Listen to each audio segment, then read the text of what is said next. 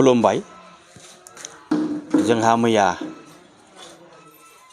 मानास सेरफां कन्स्टिटिउन्सिनि गाब्रुखुन्दा मानास resort सिजौ नोगोराव जोंनि बड'लेण्डनि गासिबोनि जिल्ला इउपिपिएलनि बिबानगिरिफोरखौ लानानै मोनसे इमारजेन्सि मोनसे मिटिं जदोंमोन।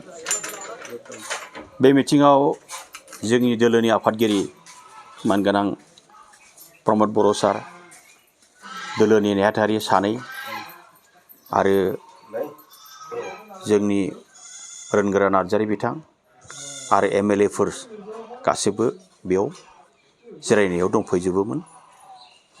बेयाव सावरायदोंमोन जोङो जे थांनाय बिटिसि इलेक्सनाव जों मा खारनाव जेनखो बा जेननांगौ जाखो बेखौ लानानै मोनसे सावरायनाय मेलमोन।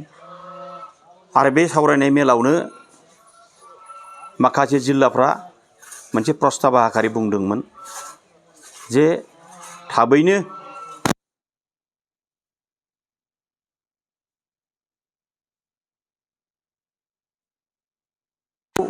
जोंनि दोलोनि आफादगिरिया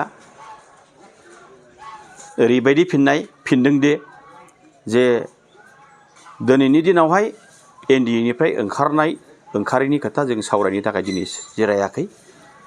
जों जास्ट मोनसे पर्यालोचना खालामनो जेननायनि खारनफोरखौ दिहुननो थाखायसो दिनैनि मेलखौ लिंनाय जादों आरो बेयाव बेखौ सावरायनाय जागोन।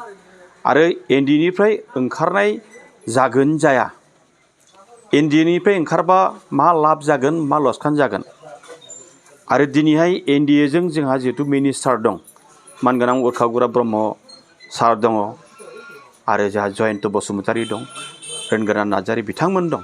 दा बिथांमोनहा दिनैनि एनडिए सरकारजों माबायदि रेसपन्स मोनदों मोनाखै, माबायदि बाहायजादों बाहायजायाखै, बेनि सायाव एसे पर्यालोचना खालामनायनि गेजेरजोंसो फैगौ जिहेतु नभेम्बराव जोंहा मोनसे कनफारेन्स जानो थांगासिनो दं। बे कनफारेन्सआव ओंखारि मा खालामनांगौ खालामा, ओंखारगोन ना ओंखारा, गासैबो बुस्थुखौ जों सावरायनायनि गेजेरजोंसो मोनसे गरन्थ'आव फैगोन। दिनैनि दिनावहाय बेनि सोमोन्दै जेबो डिसिजन लाथ'वाखै, उनावहायसो लानाय जागोन।